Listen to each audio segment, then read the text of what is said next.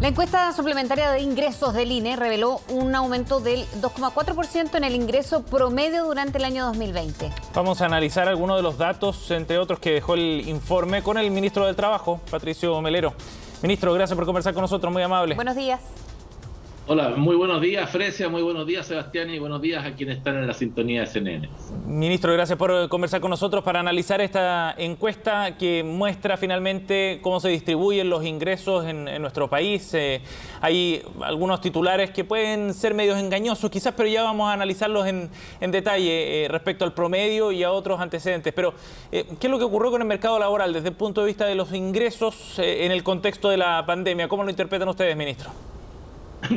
Bueno, no cabe ninguna otra interpretación, Sebastián, que no sea ver en toda su magnitud el efecto dañino que generó no solamente sobre el empleo, sino que también sobre los salarios, la destrucción de más de 2 millones de empleos durante la pandemia y que afortunadamente estamos sostenidamente saliendo de ello y recuperando ya más de 1 millón de empleos de lo que fue el año pasado. Ahora, esa cifra que se entrega sobre los salarios, si bien deja en evidencia que los salarios subieron levemente respecto al año pasado, son engañosas, Sebastián, porque la mayor destrucción de empleos estuvo en los empleados con menor calificación y con sueldos más bajos. Sí. También sobre las mujeres y sobre los jóvenes. Entonces, por así decirlo, cuando usted saca del promedio los sueldos más bajos y deja los medianos o más altos, le sube el promedio a 600 y tantos mil pesos, pero es un promedio que tiene esa razón del por qué sube, que es haber sacado los salarios más bajos que se destruyeron por la pandemia. Me parece más representativo la media, ¿cierto? La mediana, que es la que señala que los salarios del 50% de los chilenos hacia abajo han estado en torno a los 420 mil pesos. Y obviamente allí es donde hay que poner el énfasis para que vayamos, junto con la reactivación económica y con el control de la pandemia, superando esas cifras y también mejorando la cantidad de chilenos que encuentran trabajo. ¿Y cuán recuperable es, ministro? Por ejemplo, ya usted hablaba de esta brecha muy importante, además que se dio en la pandemia, con un 20% menos de los salarios y los trabajos para las mujeres. Se retrocedió casi 10 años en eso. ¿Qué tan recuperable es, más allá de la activación económica, de los bonos ahora, por ejemplo, el bono laboral para ellas, pero es recuperable en un corto plazo? Depende, Frese, perdóneme que lo ponga relativo, porque va a ir de la mano de cómo también se siga comportando la pandemia. Si seguimos con las buenas cifras en que tenemos ya más de un 83% de los chilenos vacunados, tenemos también una tercera dosis, que es algo realmente inédito como país. Yo me siento muy orgulloso de lo que se ha hecho en Chile y la forma como el gobierno ha logrado inmunizar a una población tan amplia de chilenos. Y obviamente chilenos inmunizados son chilenos mejor dispuestos para encontrar trabajo y para cuidarse a sí mismos y a su entorno laboral. También los subsidios que hemos estado creando van todos fortalecidos y sesgados positivamente. Hay una discriminación positiva hacia las mujeres y hacia los jóvenes, que son a su vez los más golpeados. El nuevo subsidio, el IFE laboral, recordemos que a las mujeres y a los jóvenes menores de 25 años hasta los 18 les da un 60% del sueldo en este subsidio, con tope de 250.000, y a los hombres les da 200.000, de manera tal de incentivar de ahora en adelante la contratación formal y vayamos transitando gradual pero sostenidamente de un IFE social hacia un IFE laboral que permita que cuando se terminen estos subsidios las personas tengan un empleo. Sí. Ministro, la mitad de los trabajadores, lo decíamos, gana 420.000 pesos o menos. ¿Por qué los sueldos en Chile son tan bajos? Yo creo que es un tema que tiene que ver con varios factores, Sebastián, pero fundamentalmente porque el 80% de quienes generan el empleo en el país son pequeñas, medianas y microempresas, que han sido las que han estado más golpeadas por la pandemia y con más dificultades, especialmente desde el estallido social y de violencia que el país vivió, que tuvieron que cerrar, que tuvieron que dejar de actuar, y por eso que gran parte también de la ayuda del Estado fue a través de los bonos PYME, ¿no? Del millón y de los 2 millones de pesos para volver a la reactivación de ese mundo. Entonces, ese sector que tiene problemas para volver es el que paga los salarios y por consiguiente ahí hay una explicación. Pero esto venía de antes de la crisis, ¿no? Bueno, sí, sin duda, pero el estudio que usted me está dando a conocer compara el último año, ¿no? Y yo por consiguiente ya lo expliqué al comienzo que hay una distorsión allí porque hubo una destrucción muy fuerte de los empleos de las personas con menor capacitación y con sueldos más bajos, ¿no? El impulso tiene que ir sin duda a mejorar los salarios, a mejorar la productividad y a lograr que aquellos que no pudieron trabajar, empresas pequeñas y sobre todo microempresas, lo puedan volver a hacer. Y eso va a ir generando, ¿cierto?, una mejoría en los salarios, y es la tarea que hay que seguir impulsando.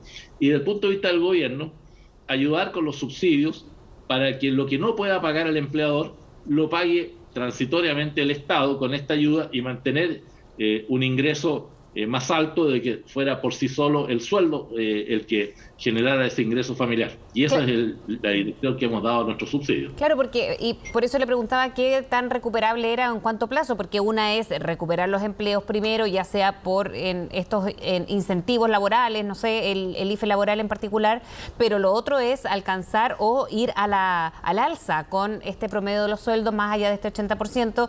Hay un 20% también que podría llevar un poquito más el promedio hacia arriba, quizás. Sí, mira, Fresia, nada de esto es en el corto plazo, ¿eh? Las políticas de reactivación económica, de mejoramiento de salarios, de creación de nuevos empleos, van a ir tomando su tiempo. Ahora, lo que yo sí puedo decir es que tenemos buenas noticias. El último informe, ¿cierto?, del Centro de Datos de la Universidad Católica nos señaló que entre la última semana de junio y la última semana de julio se crearon 462.000 nuevos empleos.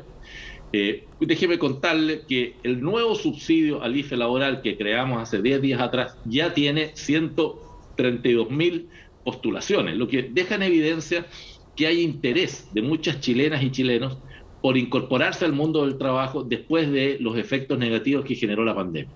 Y yo aprovecho CNN para motivar a mis compatriotas a que aprovechen estos subsidios del Estado y se contraten, porque esta es la forma de transitar gradual pero sostenidamente a una mayor normalidad, porque los subsidios del Estado tienen fin.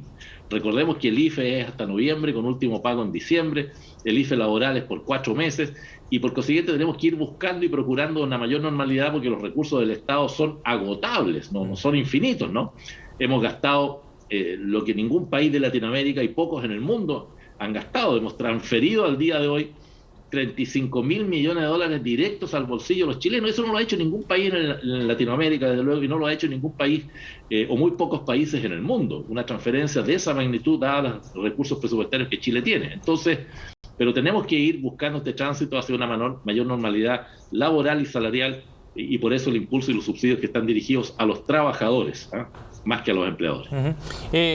Ministro, ahora a la luz de estos números, por ejemplo, y en base a lo que se está discutiendo también en las campañas presidenciales, muchos candidatos han propuesto avanzar con ingresos garantizados para los trabajadores más altos de los que hay hoy día. ¿Es posible seguir ampliando ese tipo de mecanismos como el ingreso mínimo garantizado, que es este suplemento que entrega el gobierno, el Estado más bien, a los trabajadores para alcanzar un piso más alto que el salario mínimo?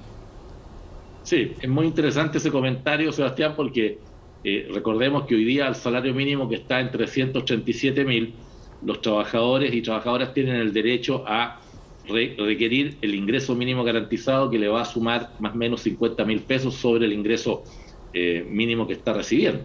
De manera tal de que también es importante aprovechar, ¿cierto?, esas ayudas y esos beneficios. Y resaltar una y otra vez más que todas estas ayudas que está entregando el gobierno a través del IFE laboral y el IFE social son compatibles entre sí. Voy a poner un ejemplo muy breve. Supongamos una mujer que hoy día acepta un contrato de trabajo por 500.000 pesos. A ese ingreso que le paga su empleador va a poder sumar, ¿cierto?, el IFE laboral, que llega a 250.000 pesos más, 750.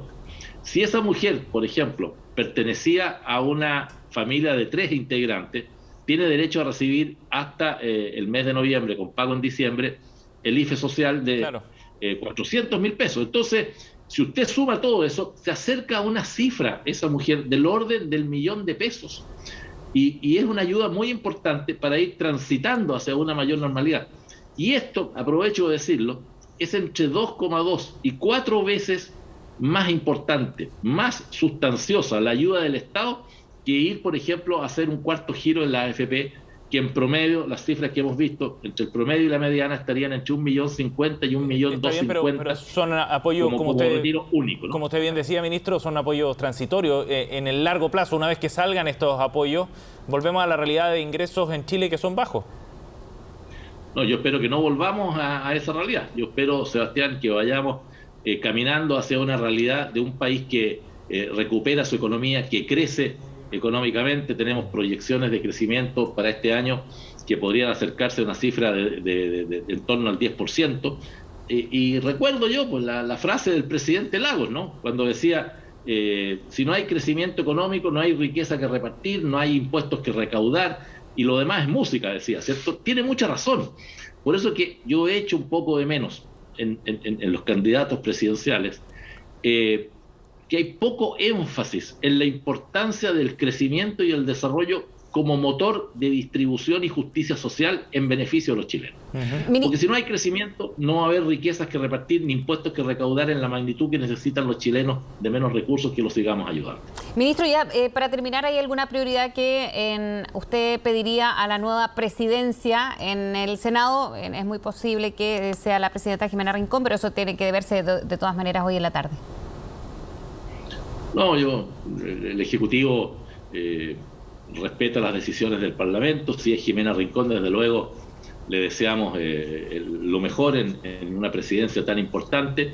Desde el punto de vista de este Ministerio del Trabajo, hemos estado en intensas conversaciones con Jimena Rincón respecto al tema de la reforma a las pensiones, y también como ella preside la Comisión de Hacienda, no sé si va a seguir presidiéndola con esta posible presidencia del Senado. Ha habido un intercambio muy importante. Así que lo único que yo espero es que logremos acuerdos positivos, especialmente en pensiones, en beneficio de los chilenos. Gracias, ministro. Bien, ministro, gracias por conversar con nosotros. Buen día. Gracias a ustedes, Sebastián. Gracias, Frecia, y muy buenos días. Buenos días. Bien, hacemos una pausa. 10 de la mañana con 31 minutos.